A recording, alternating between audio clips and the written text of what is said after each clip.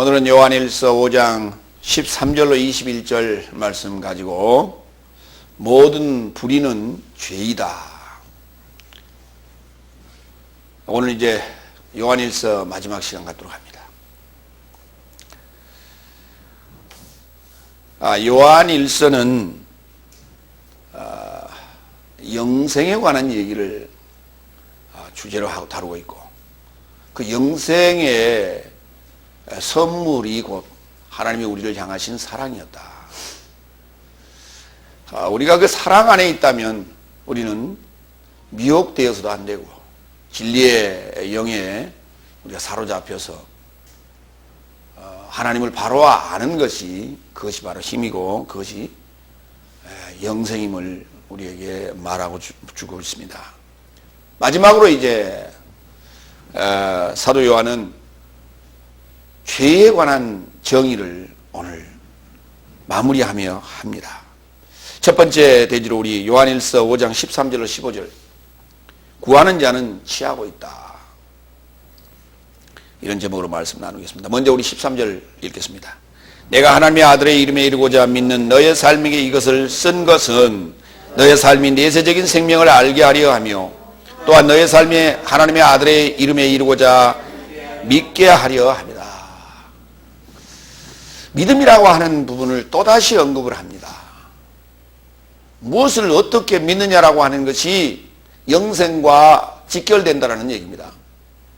바로 알지 못하고 바로 믿지 못한다면 영생과는 거리가 멀다는 얘기를 또다시 하고 있는 것입니다.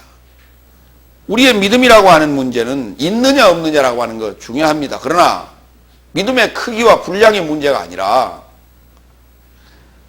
그것이 어떠한 내용을 어떻게 믿고 있느냐라고 하는 것이 더 중요하다는 거예요.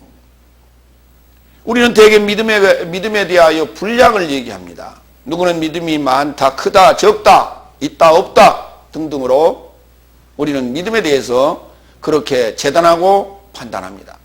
그러나 믿음이라고 하는 문제는 무엇을 어떻게 믿느냐라고 하는 것이 그 결과가 영생이냐 아니면 사망이냐라고 하는 결론에 이르게 된다는 것입니다. 이 중요한 얘기를 또다시 사도 요한은 우리에게 마지막으로 또 이 얘기를 하기를 원합니다. 영생은 하나님의 아들의 이름에 이르는 믿음이라고 했습니다. 다 같이 에이스토 오노마 아우투, 하나님의 아들 그리스도 예수의 이름에, 그리스도 예수의 이름에 하나 되는 거예요. 하나 되기 위한 믿음이라는 거예요. 그리스도 예수와 하나 되는 믿음이라는 거예요. 이게 무슨 말인가? 쉬운 말로 얘기하겠습니다. 하나님의 아들 되는 법칙이에요. 우리가 하나님의 아들 되는 법칙, 우리가 하나님의 아들이 되어야만이 구원을 얻을 수가 있는 것이고, 우리가 하나님의 아들이 되었을 때 우리가 영생을 얻게 되는 것이에요. 그렇기 때문에 하나님의 아들의 이름을 우리가 얻어야 돼요. 그리스도 예수라고 하는 이름을 얻어야만이 우리가 영생에 이룰 수 있다, 이렇게 얘기하고 있습니다. 그것을 우리가 믿음이라 하는 것이다. 근데 우리는 믿음이 있냐 없냐, 아이고 목사님 또는 집사님 믿음이 어째 그것밖에 없습니까? 그럼 믿음이 있느냐 없느냐, 그건 믿음이 아니요 배포지. 우리가 뭔 일을 저지르고 안 저지르고 그것을 믿음으로 해결하느냐 안 하느냐 하는 것은 그건 배짱이고 배포지. 그걸 믿음이라 하지 마세요. 사람마다 타고난 배포가 있어요. 그런데 예수 믿고 겁 많은 자가 예수 믿고 겁이 없어진 사람도 있어요. 그걸 우리가 뭐라 하면 무대뽀라고 그래요. 그러한 요소들을 우리가 믿음이라 얘기하지 마세요. 그 믿음 아닙니다. 그걸 확신이라고 하는 거예요. 배짱, 배포, 담대함, 이런 말을 써요. 우리가 믿음 때문에 담대해져야 됩니다. 그런데 그 믿음이라고 하는 것은 다름이 아닌 내가 구원이라고 하는 그 영생에 이르렀을 때 얻어지는 그러한 담대함이에요. 그걸 우리는 담대함이라고 하지만 솔직함이라고 하는 거예요. 솔직함이에요. 숨김 없이, 계산 없이 마음을 열어놓고 할 수 있는 그걸 솔직함이라고 하는 거예요. 영생이라고 하는 것은 조엔 아이오니온이라고 하는데요. 이 말은 무슨 말이냐면 현세적인 생명 또는 내세적인 생명 이렇게 표현을 해요. 그러니까 우리가 영원한 생명이라고 하는 것은 현세적 생명이 아닌 내세적 생명입니다. 내세적인 생명을 우리가 현세적인 삶 안에서 완성하셔야 됩니다. 그건 뭘로 하느냐? 믿음으로 하는 거예요. 요한복음 1장 11절에서 13절 가겠습니다. 그가 자기 자신의 삶에 이루고자 왔으나 자아적 삶이 그를 받아들이지 아니하였다. 그러나 어떤 삶은 그를 영접하였으니 그의 이름에 이르도록 믿는 삶에게는 하나님의 자녀의 삶이 될 권세를 주시는데, 그런 삶은 피의 삶에서 나온 것도 아니요 육의 뜻에서 나온 것도 아니요 남편의 뜻에서 나온 것도 아니요 오직 하나님에게서 나음을 받았느니라. 하나님에게서 나음을 받았느니라. 수동태로 썼어요.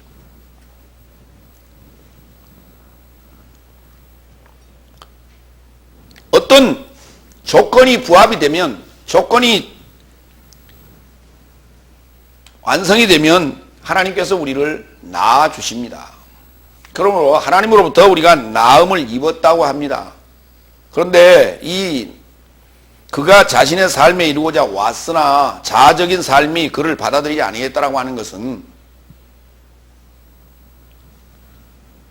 많은 사람들이 예수를 거부했다는 얘기죠. 그러나 예수를 받아들인 자들은 자신 안에 오신, 육체 안에 오신 예수를 받아들였다고 말입니다.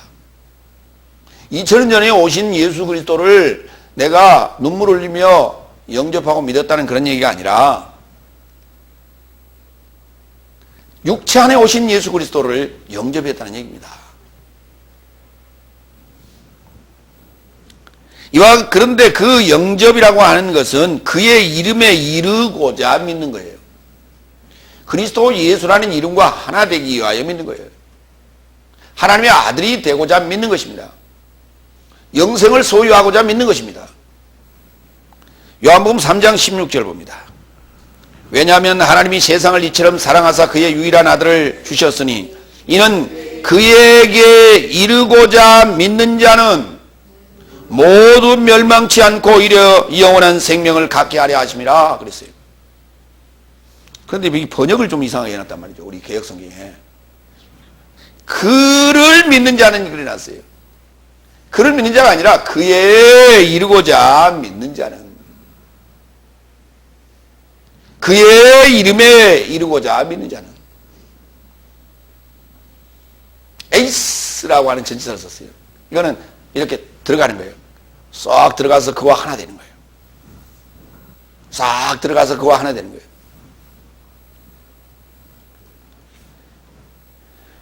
두 번째 14절 갑니다. 그리고 그를 향해 나의 삶이 가지고 있는 솔직함이 이것이니 그의 뜻을 좇아 무엇을 구하면 나의 삶에게서 그가 들으십니다. 나의 삶에게서 그가 들으신다고. 나의 삶이 가지고 있는 솔직함이 뭐냐 그랬더니 이게 솔직한 얘기예요. 이게 지금 그의 뜻을 좇아 무엇을 구하면 나의 삶에게서 그가 들으심이라. 우리가 입으로 이렇게 구하는 것이 아니라, 말로 구하는 것이 아니라 삶으로 구하는 거예요. 그러면 구하는 게 뭐예요? 갑자기 왜 14절에 구하는 얘기가 나왔느냐고 말이에요. 13절에 하나님의 아들의 이름에 이루고자 믿는다라고 하는 그 믿는 자의 구함입니다. 그러면 결국 그가 구하는 내용이 뭘겠어요? 하나님의 아들의 이름에 이루고자 그가 삶을 살고 있는 과정이에요. 그게.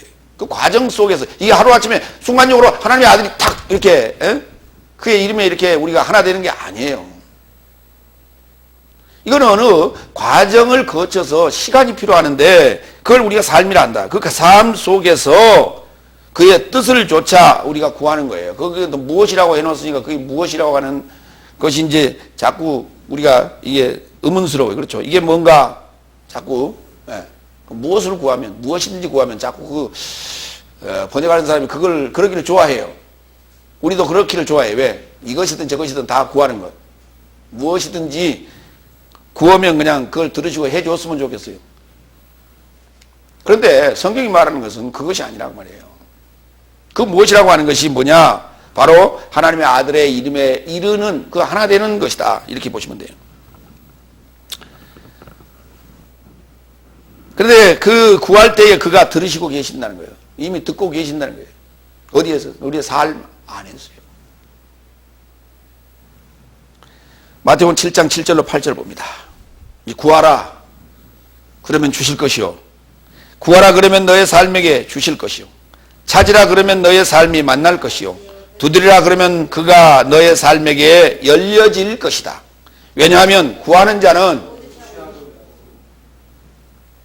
자는 모두 취하고 있고 찾는 자는 모두 만나고 있고 두드리는 자에게 그가 열려질 것이다 그랬어요. 자, 7절에는 허라고 명령했습니다. 그러나 8절에는 지금 현재 이루어지고 있다는 거예요. 지금 구하는 자는 취하고 있고 찾는 자는 모두 만나고 있고 그리고 두드리는 자에게 그가 열려질 것이다 했어요. 두드리는 자에게 그가 열려질 것이다. 무엇을 두드리는데요? 문을 두드린다는 얘기입니까? 이해되지 않는 생명의 비밀에 대해서 하나님 나라의 비밀에 대해서 우리가 두드리는 거예요. 그 생명의 비밀이 열려질 거라는 얘기하는 거예요. 어디가 우리 천국문이 열린다. 같은 얘기예요. 같은 맥락에서 이해하시면 돼요. 이와 같이 구하면 주실 것이고 찾으면 만나게 될 것이며 그리고 두드리면 열리게 될 것인데 요 선행 조건이 있단 말이에요. 구하는 자는 현재 취하고 있다는 현재 이게 진행이 돼야 돼요. 두 번째, 찾는 자가 만나고 있어야 됩니다. 그럼 구하는 자가 뭡니까? 아버지의 뜻을 구하는 것이요. 만나는 자가 뭡니까? 그의 나라와 의를 지금 찾고 만나는 거예요. 그렇다면 그런 연후에 생명의 비밀이 열리는 것입니다. 그런 연후에. 순서로 지금 3단계로 지금 표현을 해놨어요. 마태복음 21장 22절도 볼까요? 그리고 너의 삶이 기도 안에서 믿고 구하는 만큼 모든 삶을 취할 것이다. 거기도 또 구하는 만큼 해놓으니까 이게 뭐냐? 자꾸 우리가 여기 구한다라고 하는 것은 요구사항인데요. 여러분들이 일반적으로 간구하는 그런 요소들, 여러분의 살림살이에 필요한, 여러분이 생활하는 데 필요한 그러한 요구들, 그것도 당연히 하나님께서 응답하시죠. 그러나 궁극적인 목표는 바로 영생이라고 하는 거예요. 궁극적인 목표는. 왜냐하면 우리의 삶에 필요한 것들을 우리가 하나님께 구하고 그것이 우리에게 주어지는 이 증거들이 하나하나 내 안에 흔적이 쌓이면 결론적으로 하나님을 믿게 되는 것이고 그 믿음의 바탕으로 해서 영생이라고 하는 그 엄청난 하나님의 아들의 이름을 내가 갖게 된다고 하는 이 엄청난 사실도 우리에게는 이제 알게 되는 것이고 또한 믿어지게 된다는 거예요. 그러기 위해서 우리에게 우리가 구하는 어떤 우리의 삶에 필요한 것들도 주시는 것이지, 우리의 삶에 필요한 것을 우리가 구하고 받고 할 때에 거기에 맞들여 가지고 평생 동안 그것만 구하다가 간다면 그건 그런 바보가 어디 있습니까? 그거는 미끼였던 것이에요. 근데 미끼만 물다가 뜯어먹다 그냥 저 구렁텅이, 사망의 구렁텅이, 불구덩텅이로 우리가 가버린다면 얼마나 불행한 인간이에요. 뭔가를 통해서 우리가 한 단계 한 단계 하나님이 원하시는 그 단계에 진입을 하고 그 단계별로 우리가 이해를 하고 또 그 하나님의 뜻을 찾고 그래서 깨닫고 좀 더 나은 업그레이드 된 신앙생활을 하는 것이 사람입니다. 그건 동물이 아니에요. 사람이기 때문에 그런 거예요. 요한복음 15장 7절. 우리의 그 간구하는 요소가 응답될 조건을 거기서 놨습니다. 너의 삶이 내 안에 머무르고 나의 말한 삶이 너희 삶 안에 머무르면 무엇이든지 원하면 구할 것이요 그러면 너의 삶이게 될 것이라 했어요. 결론적으로 뭐냐? 하나님의 말씀, 하나님께서 원하시는 그 뜻과 일치가 됐을 때, 하나가 되었을 때, 우리의 목숨을 십자가에 버릴 수 있는 그 상태가 되었을 때에 무엇이든지 원하면 구하라 그랬어요. 그 원하면 무엇이든지가 궁극적인 무엇이든지는 모르겠어요. 하나님 아닙니까? 우리가 구해야 될 최종 목표는 하나님이에요. 하나님의 아들이 되는 거예요. 근데 우리는 하나님의 아들 되는 게 너무나 쉬웠어요. 그냥 하나님 아버지 주여 하면 하나님의 아들 되는 줄 알았어요. 믿습니까? 할렐루야 아멘 하면 하나님의 아들 되는 줄 알았어요.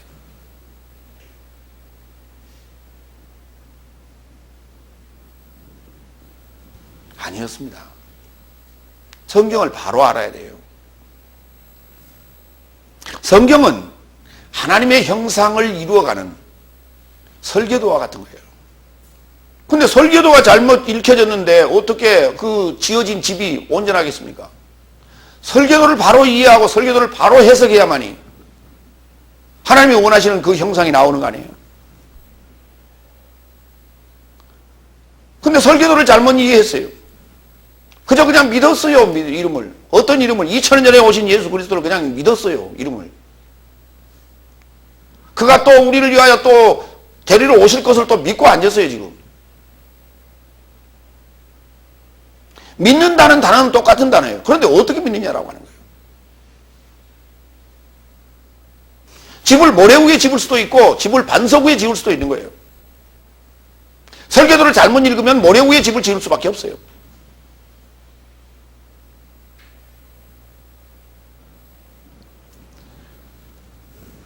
지난번에 일본에 있었던 그런 재난, 그 지진 사태를 통해서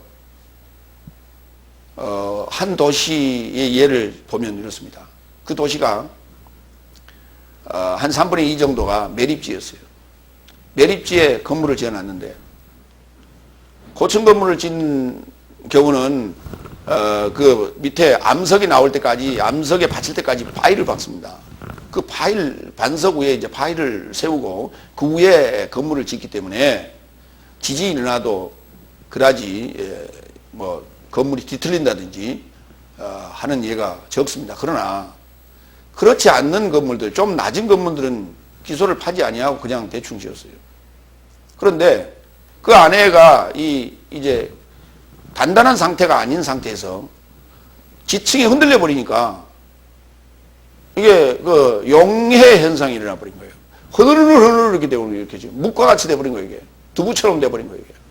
그래가지고 올라올 때 올라오고 내려올 때 내려버리고 하중이 이제 눌리는 데는 내려가 버리고, 도로 같은 이런 부위는 하중이 약하니까 그런 데는 올라오고, 그래서 도시 전체가 그냥 다 뒤틀려 버리고 전주가 다 낮아빠지고, 그러다 보니까 안에 매설된, 지하에 매설된 수도 파이프라든지 아니면은 도시 가스 파이프라든지 이런 것들이 다 망가져 버려가지고 도시 전체가 지금 쓸모가 없게 돼버렸어요. 그걸 다시 지금 재건해야 될지 말아야 될지 아마 고민해야 될 이런 상황에 놓이게 되는 거예요. 우리가 어떠한 장소에, 어떠한 땅에, 집안에 건축을 하느냐에 따라서 그렇게 될 수도 있고 견고하게 보존될 수도 있는 것이에요. 성경이 우리에게 요구하는 것은 바로 이겁니다. 어떻게 성경을 이해하여 우리가 하나님의 형상을 이루어갈 것인가, 그러한 하나님의 그 집을 지을 것인가 라고 하는 것이 우리의 가장 중요한 과제다. 중요한 거는 우리가 믿는 예수님이 2000년 전에 오신 예수님이 맞기는 맞아요. 그런데 그분이 어떻게 오셨냐라고 하는 거예요. 저와 여러분의 육체 안에 오셨다는 사실을 믿어야 돼요. 이걸 믿지 않으면 우리가 요한복음 15장 7절에 너의 삶이 내 안에 머무르고 나의 삶이 너의 안에 머무를 수가 없어요. 이 조건이 이루어질 수가 없는 거예요. 그냥 읽어서 그냥 읽고 그냥 염불하듯이 읽고 그냥 아멘 해요. 믿음의 시작. 절차가 지금 전혀 준비가 안 돼 있는데 그냥 아멘 하고 있어요. 세 번째, 15절. 또한 나의 삶이 무엇을 구하는 바를 그가 들으셨다는 것을 나의 삶이 알았다면 그의 곁에 구하였던 요구사항을 나의 삶이 가지고 있다고 알았습니다. 보세요. 이게 지금 말이 되는 소리입니까? 하나님, 우리가 지금 건물이 하나 필요합니다 하고 이제 하나님께 고했어요. 그래 놓고 우리는 건물 지금 가지고 있다. 몇 평 가지고 있는데요? 그렇게 믿으라는 거예요. 지금 몇 평 가지고 있어요? 내가 100평짜리를 원했으니까 지금 100평짜리 있는 거예요. 그렇죠? 그래요? 근데 하나님 120평짜리를 줬어요. 얼마 있다가. 그럼 안 맞잖아요. 줄 수도 있고 안 줄 수도 있는 거예요. 그게. 그 문제가 해결될 수도 있고 안 될 수도 있는 거예요. 지금 보세요. 우리가 무엇을 구하는 바를 그가 하나님께서 들으셨다면, 너는 그것을 우리가 알고 있다면 그의 곁에 요구하였던 그 요구사항을 나의 삶이 가지고 있다는 것을 알았다는 거예요. 나의 삶이 가지고 있다는 게 뭘 가지고 있는 것입니까? 바로 영생이라고 하는 생명의 말씀을 내가 가지고 있다는 것이에요. 미완료로 계시는 하나님을 내가 지금 가지고 있다는 거예요. 이게 바로 우리가 구해야 될 조건입니다. 그 내용입니다. 우리가 구하는 내용이에요. 이게 그 요구사항의 내용이에요. 그걸 애매하게 좀 이렇게 표현해서 참 우리가 오해하기 쉽도록 해놨습니다. 성경을 지금. 근데 문맥을 우리가 살피지 않고 그 필요한 부분만 똑 잘라다가 자꾸 쓰니까 우리 필요에 따라서 거기에 적절하게 갖다가 상황적으로 쓰니까 우리가 그렇게 이해를 했던 거예요.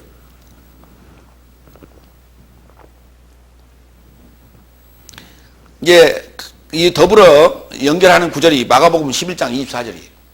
이를 인하여 내가 너의 삶에게 말하노니 무엇이든지 기도하고 구하는 모든 삶은 받은 줄로 믿으라. 그리하면 너의 삶에 있을 것이다 그랬어요. 이제 이 구절과 자꾸 연결해가지고 우리가 그렇게 얘기를 합니다. 근데 기도할 때 그렇게 하세요. 하나님, 나는 원합니다. 필요한 거.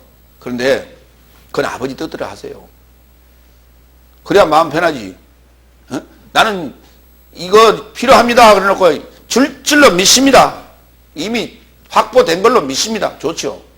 그럼 그런 확신이 있어야 돼. 그러나 그랬다가 만약에 그 일이 안 이루어지면 어떡할까?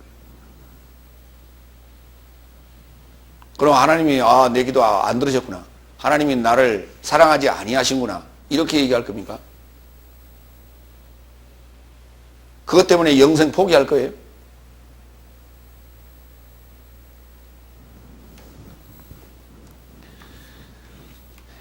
야고보서 1장 5절에 보면 지혜가 부족하거든 성실히 주시고 꾸짖지 아니하시는 하나님께 구하라. 그러면 받을 것이라 그랬어요. 거기 우리가 구해야 될 요소가 뭐냐라고 하는 게 지혜요. 오늘 여기 구해야 될 요소가 뭡니까? 영생이에요. 그런데 여기 받을 수 없는 이유, 그것은 두 번째 대지에 모든 불의는 죄요 그의 대가는 사망이라고 하는 거예요. 이 불의 때문에 못 받는 거예요. 불의. 가장 궁극적인 문제가 영생이라는 문제인데 그 문제를 해결하지 못하는 것은 불의다. 죄라는 문제를 이제 우리는 하마르티아라고 하는데 죄가 뭐냐 그랬더니 간음한 거예요. 사상적 간음, 말씀의 간음. 하나님의 말씀이 아닌 다른 말씀을 우리가 가지고 있다면 그거 원죄였습니다. 그게. 그래서 하나님을 향하여 가는 것이 아니라 빗나갔던 거예요. 그러니까 오늘 우리가 구하는 요소가 이거예요. 이렇게 가서 하나님을 만나는 거예요. 이렇게 가서 하나님 만나는 게 이게 지금 우리의 요구사항이에요. 하나님 만나기를 원합니다. 이게 요구사항이에요. 왜? 원래 우리는 이렇게 빗나가 있었거든요. 이게 죄예요. 하나님을 향하는 것이 아니라 에이스토 오노마 아우투 그의 이름에 이루고자 믿는 것이 이게 지금 우리가 요구하는 사항이고 하나님이 우리에게 요구하는 바예요. 그런데 그러면 만나게 돼 있어요. 하나 되게 돼 있어요. 그런데 우리는 원래 이렇게 가고 있었거든요.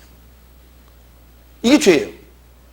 그런데 이렇게 간다 하면서, 말로는 이렇게 간다 하면서 거기에 합당한 삶을 살지 못하고 있는 게 불이거든요.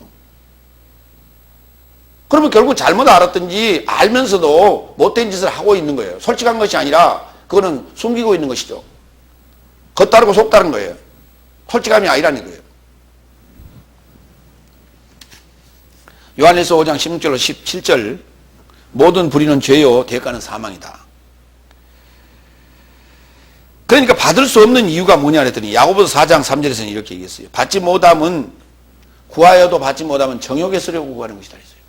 이것은 뭐냐면 솔직하지 못하는 거죠. 뭔가 자기의 어떤 이속을 채우기 위한 어떤 계산이 있다는 것이죠. 그렇죠. 그러나 그들은 지금 표면적인 간증은 잘해요. 나는 이러이러한 요구를 했더니 하나님께서 응답해 주셨다고. 그래서 사람들은 그분하고 함께 신앙생활하면, 그 무리 속에 함께 있으면 나도 내게 필요한 것들을 채울 수 있다고 생각하기 때문에 거기 모여드는 거예요. 그러나 나는 여차여차해서 영생을 얻는 방법을 가졌습니다라고 말하는 자가 있는가? 그곳에 사람들은 모여드는가? 그 말이에요. 지금 당장 눈앞에 주머니에 채우는 이것부터 필요한 것이지, 그것이 급선무고 그거 문제 해결되면 2차적인 문제로 내가 영생의 문제를 해결하겠습니다. 사람들은 그렇게 생각하죠. 그러나 천만의 말씀이에요. 그렇지 않습니다. 주머니를 채우는 이 문제가 해결돼도 다음 문제, 영생의 문제를 쫓아가느냐? 천만의 말씀, 그렇지 않습니다. 지금 한국 기독교에 많은 이들이 주머니 차고 넘칩니다. 그들이 영생의 문제를 찾아 지금 헤매고 있습니까? 그렇지 않아요. 어떻게 하면 자기 이름 내고 자기의 어떤 자산을 보호하는데 혈안이 돼 있고, 그것을 보존하는 그러한 보수 수꼴통이라고 그러잖아요. 거기 기득권들의 행태를 보세요.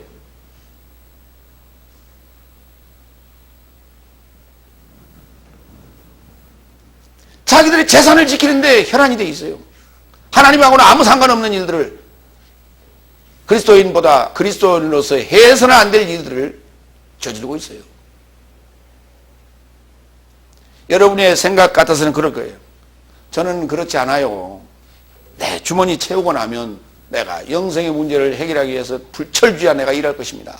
그리고 공부할 것입니다. 천만의 말씀이에요. 사람이요, 주머니가 서서히 채면요 끼리끼리 놀아요.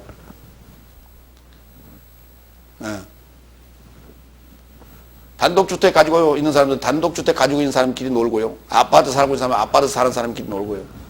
10억 가지고 있는 사람은 10억끼리 놀고, 100억 가진 사람은 100억끼리 놀아요. 1000억 가진 사람은 1000억끼리 놀아요. 그러니까 거기 가다 보면 어때요? 그 사람들과 만나다 보면 그 사람들이 추구하는 삶의 방식, 그 사람들이 그 자산을 어떻게 관리하는 그런 방식들을 배우게 된다. 그러면서 같은 불의의 행세를 하고 다녀요. 이걸 어떻게 모았는데? 하나님께 구해서 모은 거 아닙니까? 근데 왜 하나님을 위해 쓰지 못해요?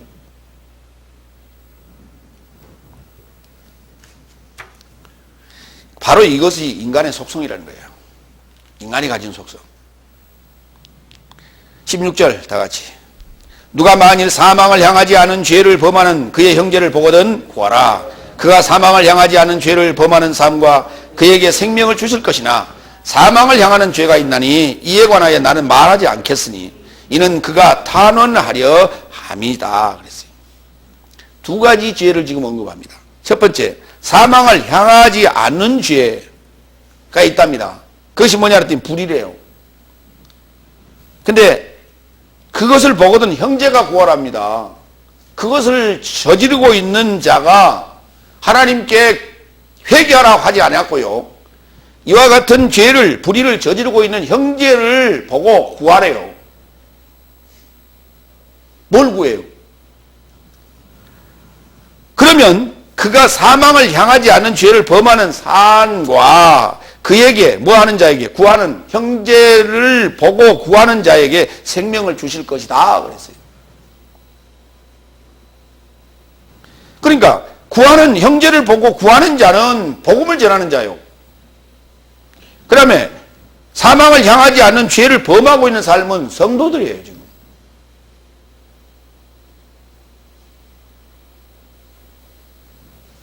그러니까 구하는 그 내용이 뭐냐 그랬더니 바로 영생이에요.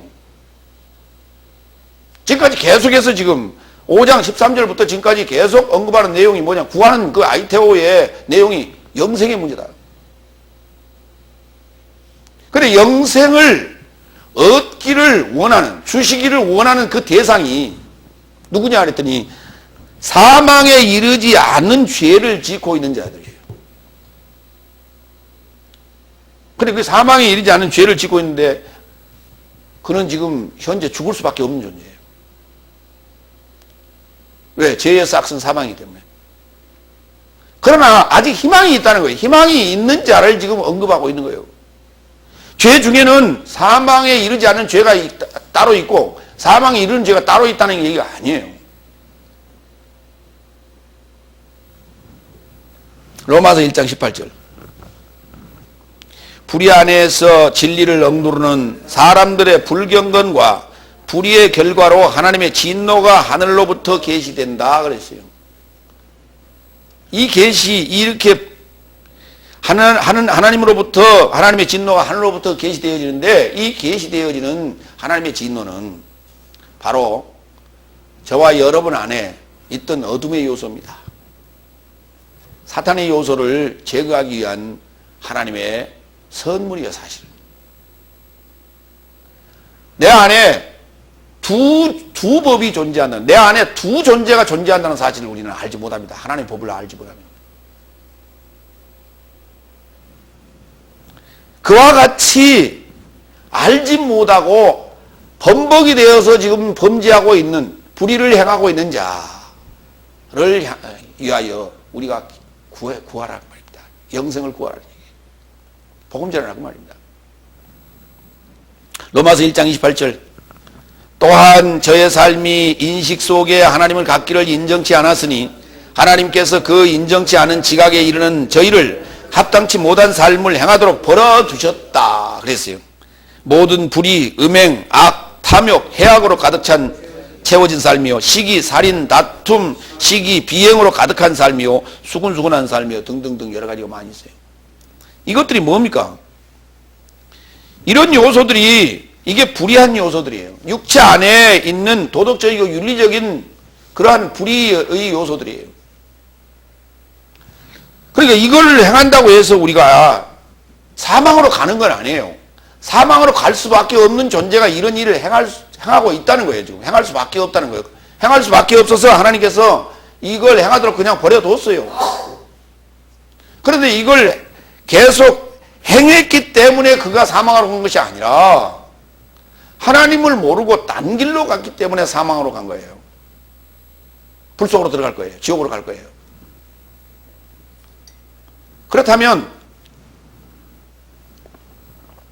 사망에 이르지 않는 죄, 곧 불이라고 하는 것은 뭐냐 하면 그가 사망이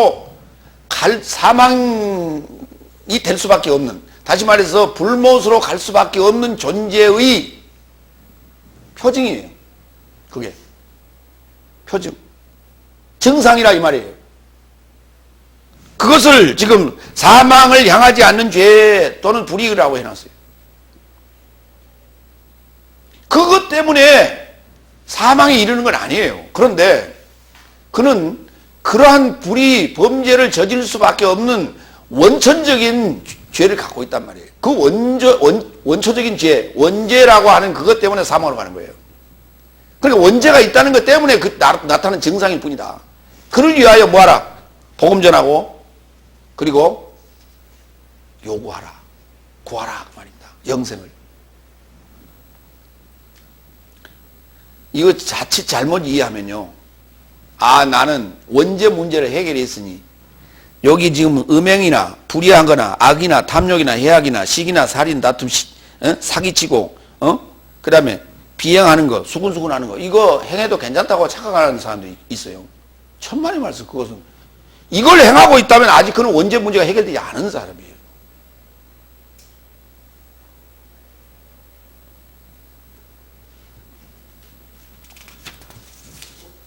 야고보서 3장 6절 볼까요? 혀도 불의요 불의의 세상이다. 이와 같이 혀는 나의 지체 삶 안에 지명되었으니 몸 전체를 더럽히고 출생의 바퀴를 불사르며 지옥에 속하여 불사르는 것이다. 불의를 행하는 세상이 뭐냐면 혀요. 결국은 혀로 꼭 말을 해서가 아니라 자기의 생각이나 지금 여기 로마서 1장 9절 이하에 지금 언급된 이러한 이게 윤리적이고 도덕적 여기 꼭 언급이 됐느냐 안 됐느냐 하는 건 중요한 거 아니에요. 이와 유사한 죄들, 이와 유사한 종류의 죄들, 그러한 불의한 요소들, 이거를 행하는 자는 자기 자신을 지금 불태우고 있는 거예요. 지옥불에 의하여 자기 자신이 지금 타고 있는 거예요. 그 타고 있는 냄새, 타고 있는 증상이 지금 나타난 것 뿐이에요, 이렇게. 근데 그건 또 뭘로요? 말로도 명확하게 드러난다, 이 말입니다. 우리가 지금 처음 사람을 만날 때 그 사람을 뭘로 평가해요? 이 사람이 영생을 얻은 사람인지, 아니면 지금, 불의를 행하고 있는 그런 삶인지, 언제 문제가 해결되지 않았는지, 되는지를 알 수 있는 것은 그 말을 들어보면 알아요. 말을 들어보면. 그래서 혀도 불의의 세상이다. 이렇게 언급한 거예요. 요한일서 1장 9절 볼까요?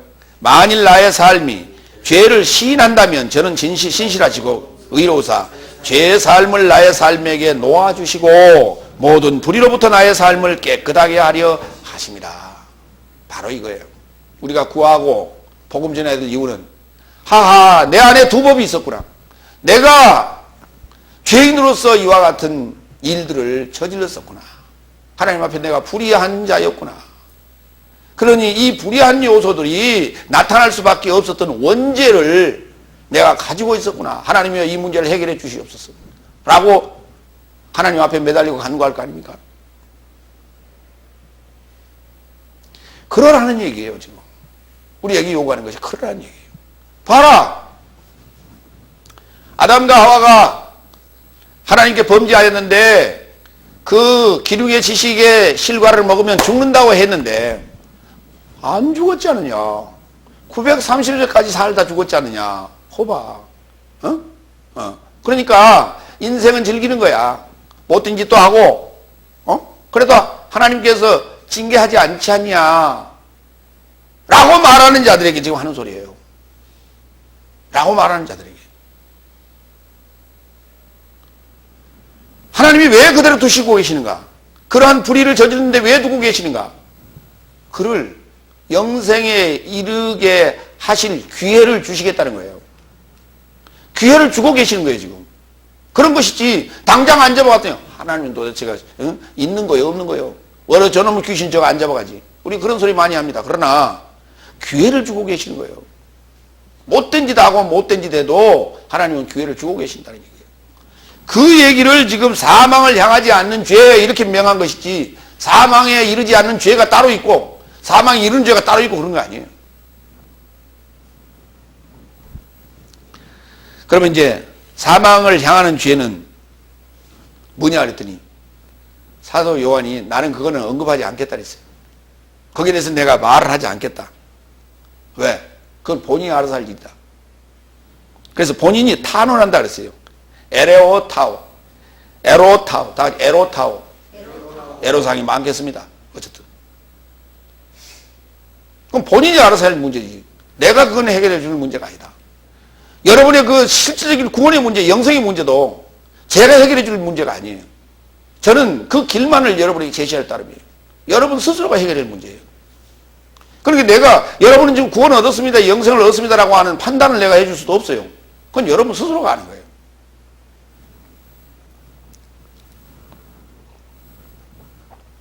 히브리서 6장 4절로 6절. 왜냐하면 한 번 조명받은 삶, 하늘에 연결된 선물에서 경험한 삶, 성령의 동반자 된 삶, 하나님의 좋은 말씀이나 내세의 능력을 경험하고 타락한 삶을 회개에 이르고자 다시 새롭게 할 수 없나니 그랬어요. 이런 사람은 이건 회개 불가능하다고. 이건 무서운 죄입니다. 생명의 말씀을 받고 경험한 자들은 다시 불의한 죄를 저지르면 회개의 기회가 없어집니다. 말이냐면 사상적 간음은 말할 것도 없고 아까 지금 윤리적이고 도덕적인 죄를 진다 하더라도 회개의 기회가 없다 이거예요. 하나님께서 그 회개를 안 받아주시겠다는 거예요. 왜? 알면서 저질렀기 때문에 더 악하단 말이에요. 알면서 저질렀기 때문에. 절제할 수 있는데도 절제하지 않았다는 것이죠. 그건 괘씸죄에 해당되는 거예요. 하나님 맨날 그저 회개한다고 그래 알았어. 또 왔구나. 알았어. 너 몇 번째냐? 그래 알았어. 나는 그래도 사랑 아니냐? 그렇죠? 그러니까 네가 그래도 용서하러 왔는데 회개하러 왔는데 내가 그래도 용서를 해줘야 않겠냐? 하나님 그런 분 아니에요.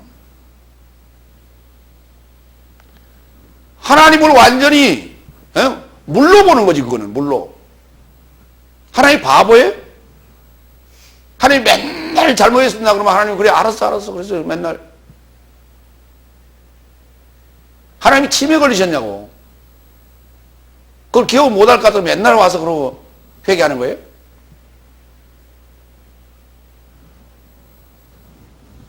잘못 가르쳐도 뭔가 잘못 가르치고 있어요. 우리가 정말.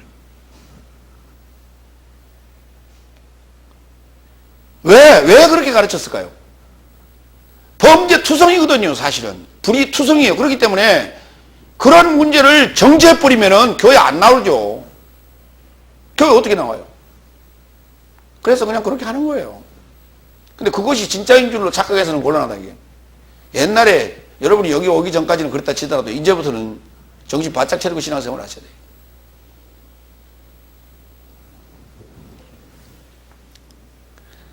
사망을 향하는 죄 본인이 탄원한다고 그랬어요. 히브리서 10장 26절로 27절. 왜냐하면 진리의 인식을 받아 결합하여 고의로 나의 삶에 죄를 지으면 바로 이거예요. 사상적 간음을 또 했다 이 말이죠. 그렇죠? 더 이상 죄에 관한 제사가 남겨지지 않는다. 그래서 어떤 무서운 심판의 기다림과 반대하는 삶을 불의 맹렬함이 삼키려 한다. 불이 기다리고 있다고. 그런데 하나님 바로 잡아갔으면 좋겠는데 바로 안 잡아간다니. 그것도 그 인간도 바로 안 잡아가요. 불 기다리고 있어. 불이 기다리고 있어요. 이걸 이제 우리가 고범죄 그래요. 베드로후서 2장 21절로 22절 볼까요? 그의 삶으로 넘겨받은 거룩한 계명에서 돌이키려고 인식하는 것보다 의의 길을 인식하지 않음이 저의 삶에 더 좋았으리라. 차라리 공부 안 한 게 나았다 이 말이에요. 성경 깨닫지 않았던 게 나았다 이 말이에요. 응?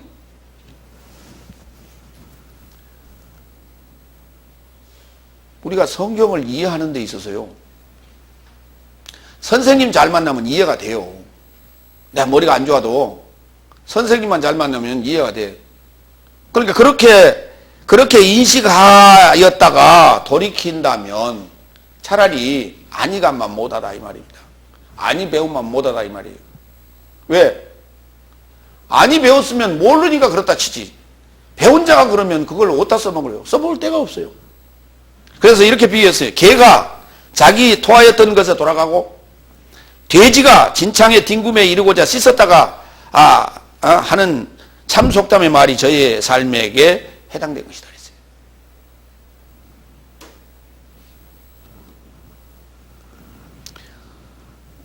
씻었다가 다시 진창에 가서 뒹굴면 뭔 소용이 있어? 머드팩 하고 있다고요? 인간은 그래. 그 머드팩 하기 위해서 가지만 그거는 그 개펄이라든지 이런 데 가서 하지요. 돼지는 그런 거 골라서 들어가지 않잖아요. 그러니까 우리가 그 정리도 안 되고 청소도 안 하고 이런 그런 곳을 우리가 돼지 소굴이라고 그러잖아요. 돼지한테 야 여기는 밥 먹는 곳이고 여기는 잠자는 곳이고 여기는 응아하는 곳이다 이렇게 정해줘 보세요. 돼지가 그렇게 하나?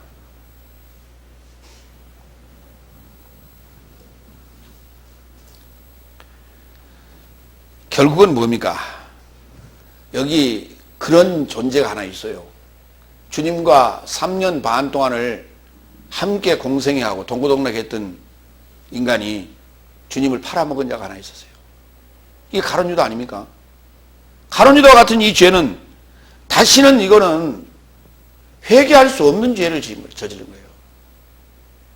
분명히 그는 예수님과 동행하며 생명의 말씀 받은 자예요.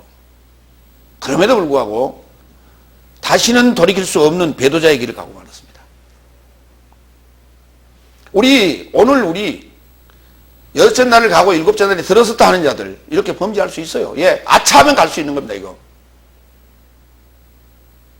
하나님께서 일곱째 날에 들어서고 생명의 말씀을 받으면 그때부터 범죄하지 않도록 안전장치를 만들어 줬으면 좋을 텐데, 그렇지 않았어요. 그 안전장치를 딱 해놓고 하나님께서 열쇠를 본인이 챙기셨으면 되는데, 그 열쇠를 안전장치를 해놓은 듯하게 해놓고 줬어요. 우리에게 열쇠를 다 줬어요. 자물쇠를. 네가 열면 하늘에서 열고 네가 닫으면 하늘에서 닫을 것이다. 나의 문제를 절제하기 위해서는 그거 열쇠 열면, 그 자물쇠 열면 안 돼요. 그럼 그 자물쇠 어디다 갖다 써먹을 거예요? 그럼 그거 갖다가 잠궈놓고 그냥 어디다 던져버리면 될 거 아닙니까? 못 찾게. 바다 가운데 던져버리면. 그럴 수 있으면 얼마나 좋아. 그런데 이게 이 자물쇠가 잠그는 데만 쓰는 것이 아니라 열 수도 있다니까요. 그래서 그 열쇠 준 거, 자물쇠를 준 거예요. 어디 갖다 엽니까? 그랬더니 지금 사망에 이르지 아니하는 죄를 짓고 있는 그 형제에 가서 그거 좀 열어줘라. 애가 못 나오고 있느니라. 그때 갖다 또 써야 돼요. 그 자물쇠가 뭐예요? 황금 열쇠도 아니고, 그게 번호키도 아니고 말씀이에요. 성령이 검이고. 말씀이 있어서 그게 열리려고 할 때 절제할 수 있어야 되고, 통제할 수 있어야 되고, 말씀이 없는 자에 가서 열어줘야 되고. 그랬더니 천국 열쇠가 무슨 황금 열쇠인지 착각을 하고 앉았어요.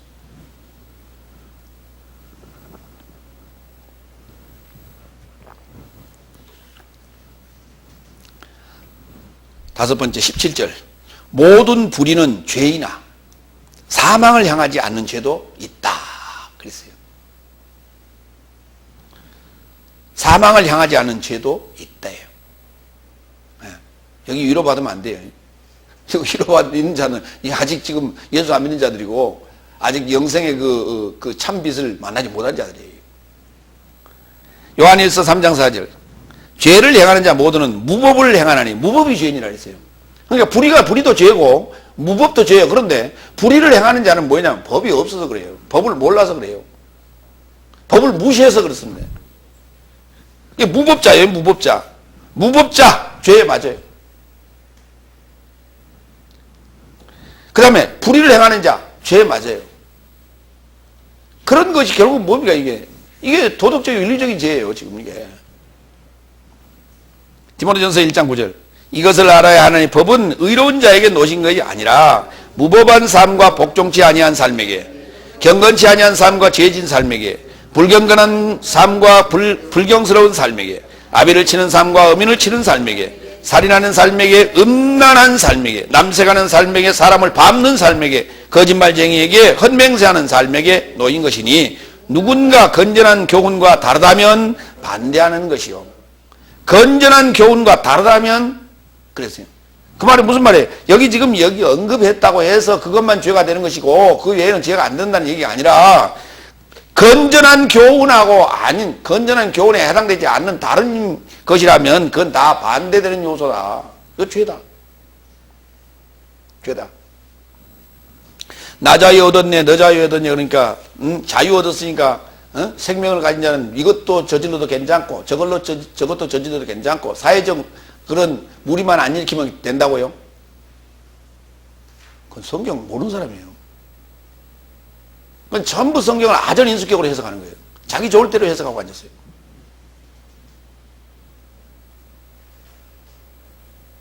그러면 저 같은 경우에 지금 성경 좀 안다고 하는데 못된 짓 뒤에서 꿍꿍꿍 하면 괜찮겠네요?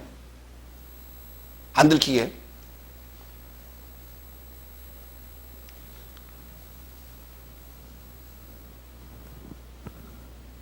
그러다가 그게 들통이 나서 그럼 들통이 났으니까 문제가 되는 거예요? 들통 안 났으면 상관없고?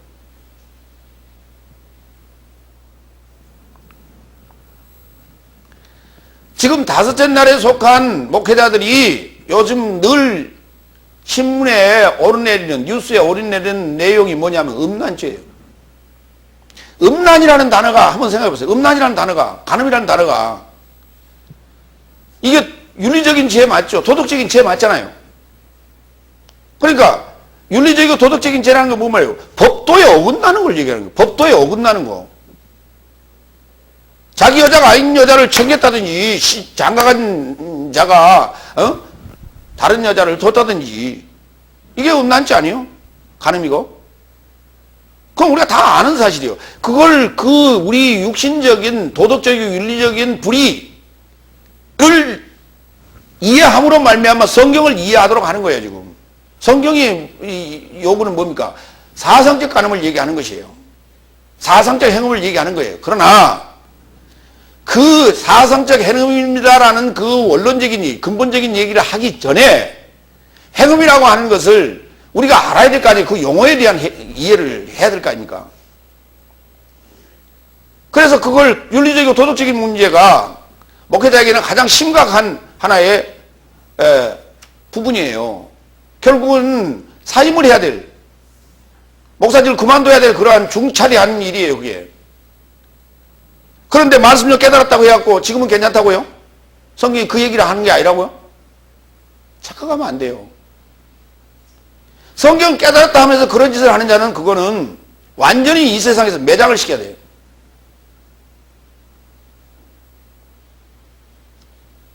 뭘 본받으라는 얘기예요? 여섯째 날이나 다섯째 날에 무엇을 본받을 거예요?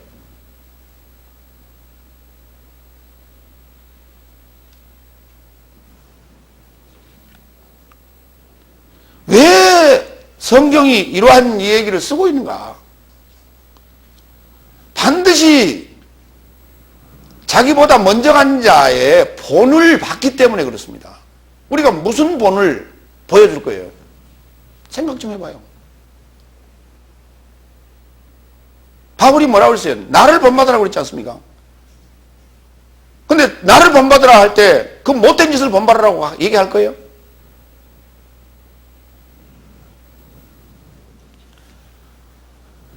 아무리 철딱서니가 없고 아무리 무식하다 해도 믿는 자들만큼 무식한 자들이 없어요. 믿는다 하면서 못된 짓 하는 그런 무식한 자들이 없어. 로마서 6장 23절. 지금 사망을 향하는 죄가 됐든 사망을 향하지 않는 죄가 됐든 간에 모든 불의예요. 드러난 불의, 이것도 죄예요. 죄인데 그 죄의 싹은 결론적으로 뭐냐? 사망이에요. 사망에 이르지 않는 죄는 지금 잠시 하나님께서 유보해 놓으셨을 뿐이라는 얘기예요. 그것은 전도의 기회, 그가 생명을 얻을 수 있는 기회를 준다는 얘기지. 예. 사망에 이르지 않는 죄를 저질렀을 때 그것이 죄가 안 된다는 얘기가 아니에요. 그 죄라고 했어요. 로마서 6장 23절. 왜냐하면 죄의 대가는 사망이나 하나님의 은사는 나의 삶의 주 예수 그리스도 안에서 영생이라.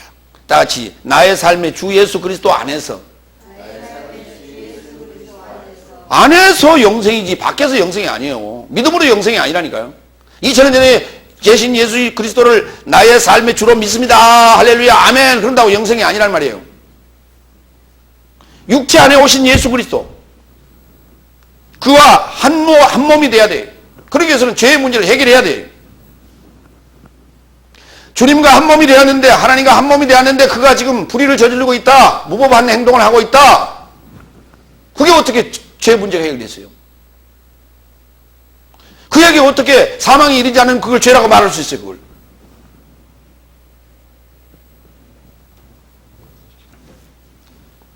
그러면 하나님의 자녀가 됐다는 사람은, 다시 말해서 예수 그리스도 안에 있다는 사람은, 영생을 얻다는 사람은 범죄하지 않을 수 있습니까? 그렇습니다. 뭐 때문에? 통찰력이에요. 아는 거예요. 죄가 얼마나 무섭다는 걸 아는 거예요. 사망이 얼마나 무섭다는 사실을 아는 거예요. 하나님을 아는 거예요. 그러니까 그 사람은 범죄하지 않을 수 있어요. 그 사람은 죄를 저지르지 않을 수 있어요. 18절 하나님에게서 나음을 받은 자 모두는 범죄치 아니하는 줄을 나의 삶은 알았나니 하나님에게서 나음 받은 자가 자신을 지킴으로 나쁜 자가 그의 소유에 관여하지 못한다 그랬어요. 중요한 건 여기 바로 자신을 지킴으로예요. 누가 지켜주는 게 아니에요. 내가 내 자신을 내가 지키는 거예요.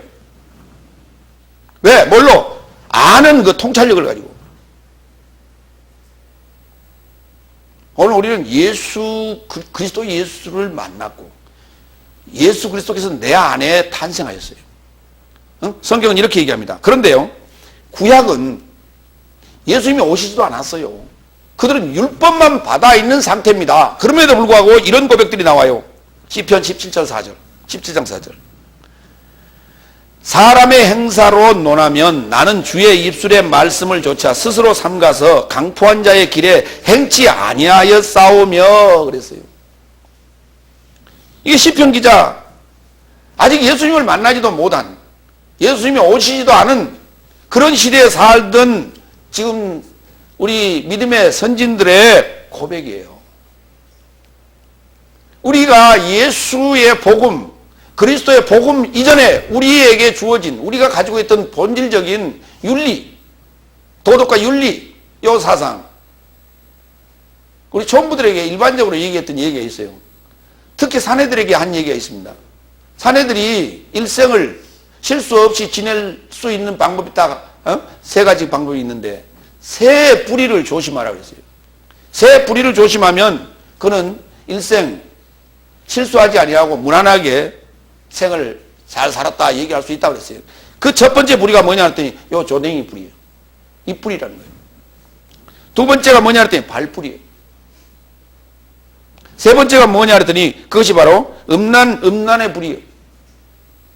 요 세 불의를 조심하면 무난하게 일생을 마칠 수 있다. 소리 없이 갔다. 잘 살고 갔다. 이렇게 우리는 그렇게 알고 있었어요. 근데 성경도 지금 그런 얘기를 하고 있는 거예요, 사실. 시편 119편 101절 내가 주의 말씀을 지키려고 발을 금하여 모든 악한 길로 가지 아니하였사오며 여기 나오잖아요. 발풀이 조심하라고. 시편 17편 4절에서는 입풀이 조심하라고 했고요. 조심했다고 했고 다음에 시편 119편 101절에서는 발풀이를 조심했다고 하잖아요. 다음 잠언 4장 23절 무릇 지킬 만한 것보다 더욱 내 마음을 지키라. 생명이 그러니 이에서 남이라. 중요한 건 이게 마음의 문제예요. 간음하고 음란하고 이 색을 탐하고 하는 이런 요소들이 다 어디서 나와요? 마음에서 나오는 거 아닙니까? 음흉하다 그러죠. 음흉하다 그래요. 우리가 결국은 마음의 문제를 해결한다면 그런 생각이 나오지 않죠. 그렇죠? 견물생심이라고 보는 순간 그런 생각이 들 수 있어요. 그러나 마음의 법이 그것을 지배하고 절제하고 처리해버린다면 순간적으로 사라지는 거예요.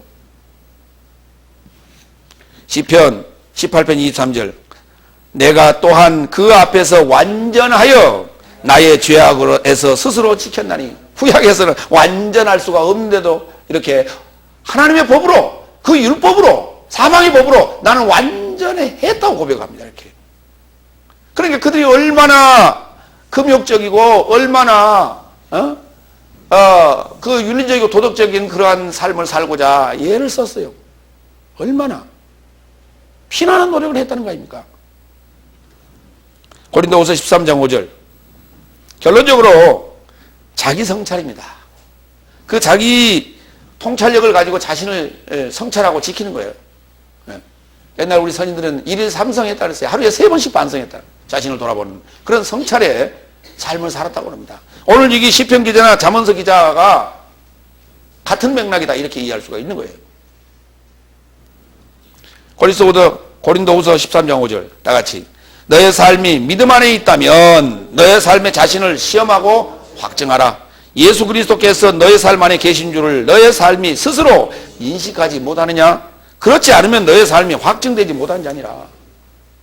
예수 그리스도께서 너의 믿음 안에 있다면, 너의 삶 안에 계신다면 너 한번 시험해 봐라. 그리고 확증 받아라.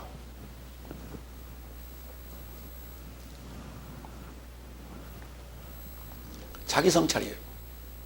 자기를 돌아보는, 말씀으로 자신을 돌아보는. 우리가 말씀을 늘 읽어야 되고 설교를 늘 들어야 될 이유가 바로 여기 있어요. 말씀으로 자기를 성찰하는 거다. 19절. 나의 삶은 하나님에게 속해 있다는 것을 알았으나 세상 전부는 나쁜 자 안에 놓여 있다고 알았다 이 말이에요. 하나님께 속한 자는 세상과 버다할 수 없다는 얘기입니다. 결론적으로. 요즘 에큐메니칼 운동인이 무슨 상대 종교를 이해한다는 등 아주 범신론적인 얘기들이 많이 등장하는데 그 참 위험한 겁니다. 정말 위험한 거예요. 자기 종교만 알고 속 좁은 기독교인들이라고 자꾸 그렇게 얘기하는데 그거 사탄의 음성인 줄 아시기 바랍니다. 그거 사탄의 음성이에요. 아니 그런다고 해서 세상 타 종교인이든 세상 사람들하고 아니 안 살아갑니까 우리가? 식당에 가서 밥 먹을 때 불교인 앉아있다고 저기 스님 앉아있다고 그 식당 들어갔다 나와요?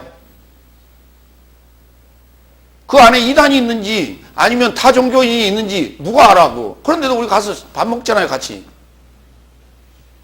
한 집 안에 식당 안에서 먹잖아요.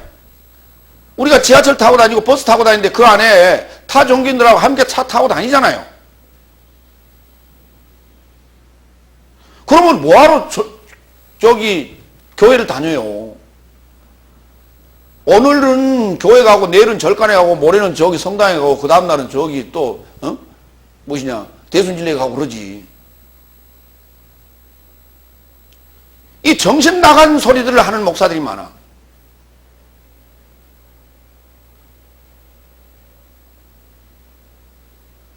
세상을 다 포용하는 어떤 그런 관대함을 가지고 있는 것처럼 세상과 버타는 것이 하나님과 원수된 줄을 왜 몰라?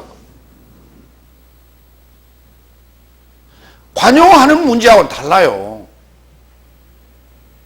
쉽게 얘기해서 가서 절간 가서 데려 부시거나 절간에 갔다가 무슨 뭐 이상한 거 붙이고 그러지를 마라. 그런 행동 하지 말라는 거예요. 그런 행동을 하지 말죠. 그건 비신사적인 거예요. 그건 불의예요, 불의.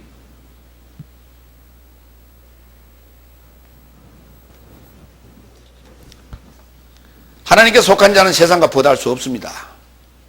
세상이라고 하는 거 하늘적인 것이 아니라 땅적인 요소예요. 야고보 3장 15절 18절에 보면 이런 지혜는 위에서부터 내려온 것이 아니요 오히려 땅의 것이요 목숨적이요 귀신 같으니 시기와 당쟁이 있는 곳에는 혼란과 모든 악한 사건이 있다. 오직 위로부터 온 지혜는 첫째 성결함이 있고 다음에 평화롭고 너그럽고 잘 설득하며 긍휼과 선한 열매가 가득하고 무지와 외식함이 없나니 평화 안에 있는 의의 열매는 평화를 수행하는 삶으로 심겨지고 있다 그랬어요. 여기 이제 평화 이런 얘기가 나오니까 뭐 그 타 종교인들하고도 평화를 싸우지는 마세요. 쓸데없이. 그러나 복음은 증거하는데 복음 증거하는 게 싸우는 거예요. 영적 싸움이지. 결국은 우리가 평화할 수 있다는 건 뭡니까? 하나님의 사상으로 같아졌을 때 평화예요. 그렇지 않으면 전쟁입니다, 결국은. 그런다고 주먹 다짐 할 필요는 없죠. 영적 전쟁이에요. 근데 영적 전쟁을 잘못 가르쳐 놔가지고 극단주의, 행동파로 자꾸 이렇게 비약할 수 있도록 그렇게 가르치니까 문제가 자꾸 되는 거예요.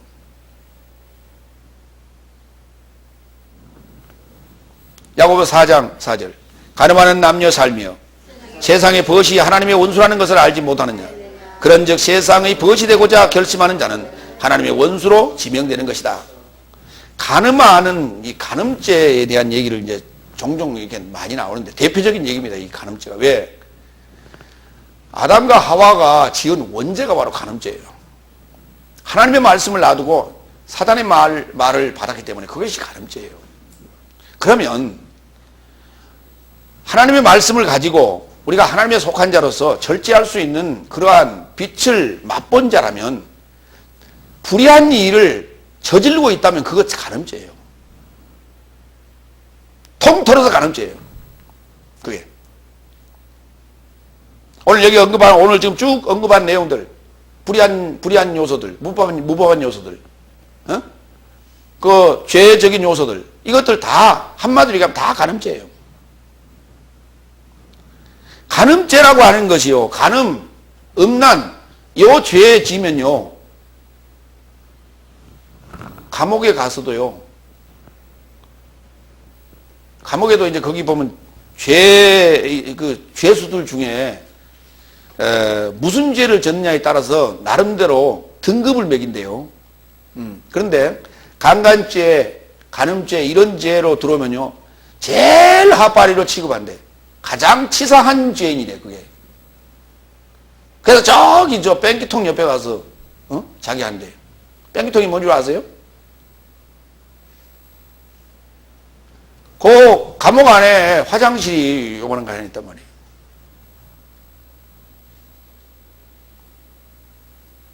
그래서 강간죄, 간음죄, 그 제일 핫바리로 취급한다는 거예요. 그러니까 성경에서 이 불의한 요소들을 다 한마디로 취급하자면 간음죄, 음란죄예요. 그래서 그것이 바로 세상을 벗어나는 것이다. 다시 말해서 하나님과 원수되는 거야. 하나님 등 돌리는 것이 바로 그 말이에요. 그렇잖아요? 자기 남편 있고 자기 부인인데 다른 여자 보는 거, 그거 지금 그게 가장, 그게 등 돌리는 일 아닙니까? 요한일서 4장 5절로 6절. 저의 삶은 세상에서 나온 삶이요 이로 인하여 세상에서 나온 말을 전하니 세상도 저의 삶에게서 듣느니라. 나의 삶은 하나님에게서 나온 것이니 하나님을 아는 자는 나의 삶에게서 듣고 하나님에게서 나오지 않는 자는 나의 삶에게서 듣지 않나니 이로써 나의 삶은 진리의 영과 미혹의 영을 아느니라. 지금 제가 강단에서 쏟아내는 이 메시지가 하나님을 아는 지식이에요, 하나님을 모르게 하는 지식이에요. 하나님에게서 나온 자의 입에서 나온 소리요, 그렇지 않은 소리요. 이러한 소리를 듣고도 등을 돌리는 자라면 그는 반드시 미혹의 영의 역사에 지금 사단에게 잡혀간 줄 알아야 돼요. 그게 간음죄라니까요. 그게 세상과 보다고 있는 거예요, 지금. 하나님을 떠나고 하나님 등 돌리고 나간 자가 그게 그 싹은 딱 정해져 있는 거 아니에요. 내가 여러분에게 요구하는 게 뭐 있어요? 나를 신봉하라고 그랬습니까? 나에게 충성하라고 했습니까? 내가 하나님 말씀 외에 무엇을 전했습니까? 여러분의 생명을 얻기를 나는 지금 기도하고 날마다 이 생명을 얻으라고, 가지라고 이렇게 외치고 있는데 내 말을 듣지 않고 나간 자가 세상의 말을 듣고 미혹되어서 나갔으니 진리의 영이 아닌 미혹의 영을 지금 빠져있는 자가 아니고 뭐라고 얘기할 수 있어요? 결국은 분별력이 없는 자예요. 그러니까 왜? 간음죄를 지면 안 보여요. 자식도 안 보이고 처자식도 안 보이고 아무것도 안 보여. 남편도 안 보이고 자식도 안 보여. 안중에 없어요. 그러니까 그런 짓을 하지. 똑같은 얘기예요. 20절. 그래서 나의 삶은 하나님의 아들이 도착했다는 것을 알았으니 그가 나의 삶에게도 통찰력을 주셨으니 나의 삶이 참된 자를 알게 하려 하며 나의 삶이 참된 자 안에 있나니 곧 그의 아들 예수 그리스도 안에 있는 것이니 이분이 참 하나님이요 영생이라. 예. 육체 안에 오신 예수 그리스도를 믿었을 때 우리가 영생이라고 하는 그 선물을 내가 가질 수 있는 것이지. 이게 이런 조건이 되는 거예요. 그런지 2000년 전에 오신 예수 그리스도를 내가 백날 믿고 있든 1000년을 믿고 있든 무슨 소용이 있어요? 내가 어떻게 예수 그리스도 안에 있을 수가 있어요? 어떻게 하나님일 수 있어?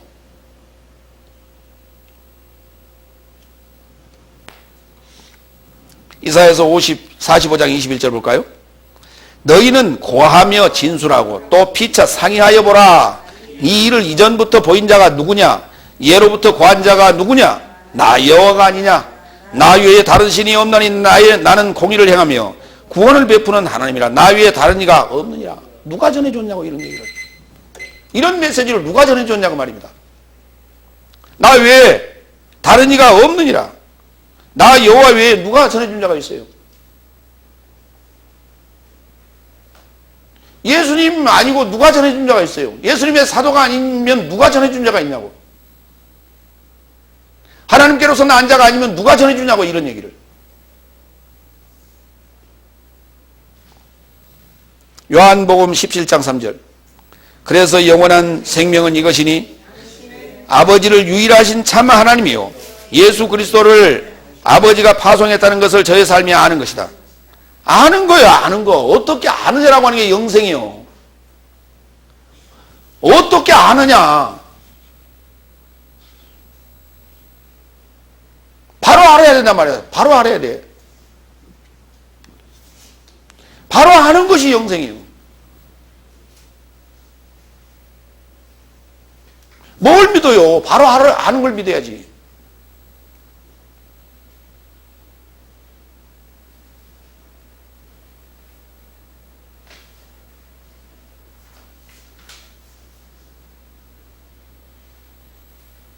여러분, 뻥튀기 아시죠?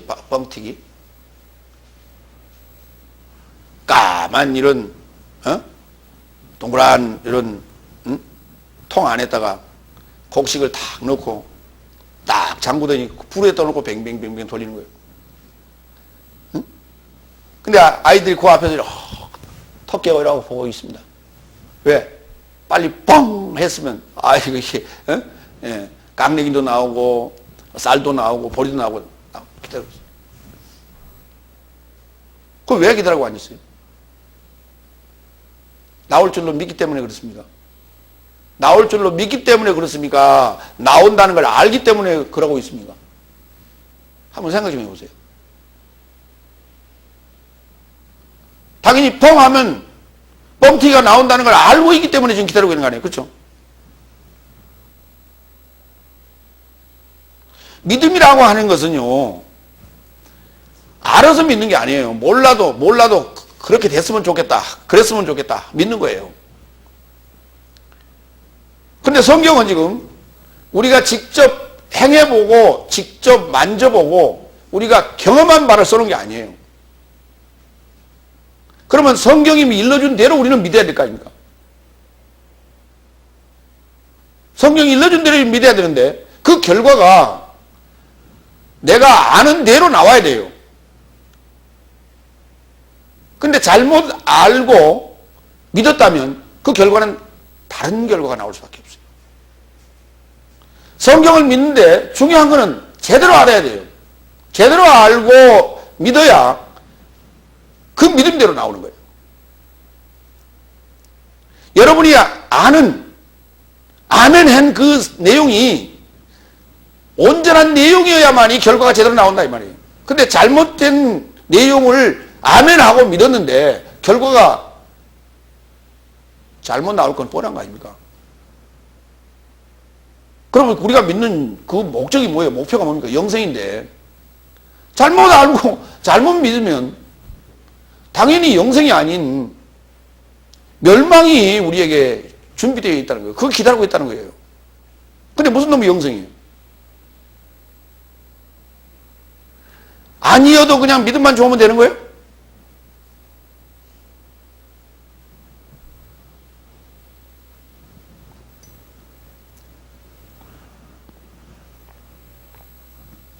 사도 요한이 보세요. 얼마나 깊이 있는 말씀을 지금 전하고 있습니까? 요한 일서가 얼마나 우리에게 지금 깊이 있는 내용을 지금 전하고 있습니까? 하늘의 증거자 아버지와 말씀과 성령이 셋이 합하여 하나요. 땅의 증거자 물과 피와 영이 합하여 이 셋이 합하여 하나요. 이런 중요한 삼일체의 교리를 우리에게 설명해 준 자가 누가 있습니까? 사도 요한이 오늘 우리에게 이와 같이 귀한 정보를 우리에게 주고 있잖아요. 귀한 교리를 우리에게 지금 주고 있잖아요. 육체 안에 오신 예수 그리스도를 우리가 믿지 아니하면 미혹의 영이요 적그리스도 영이라고 분명히 우리에게 설명하고 있잖아요.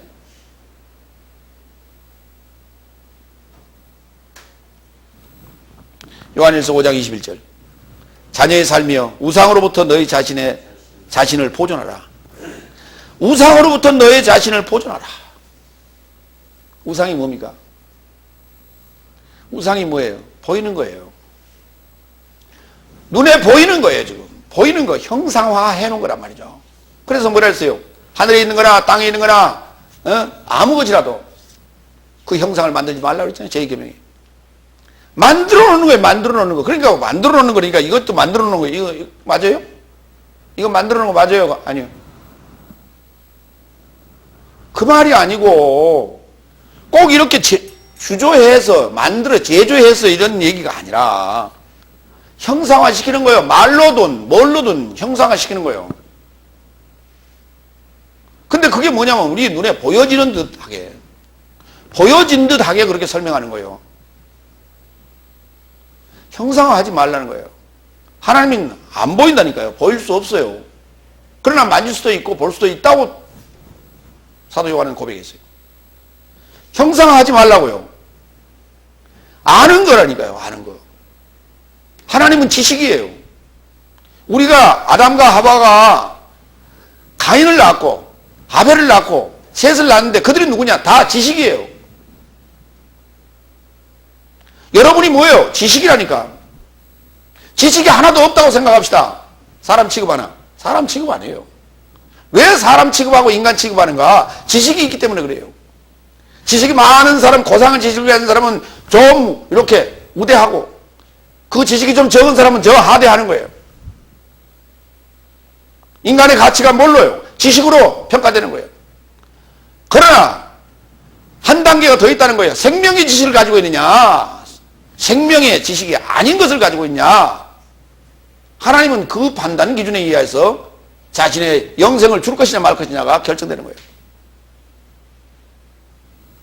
그런데 하나님 나라는 지식으로 가는 게 아니라고요? 어디가 그런 말이 써 있어요? 성경 어디에 그런 구절이 있어?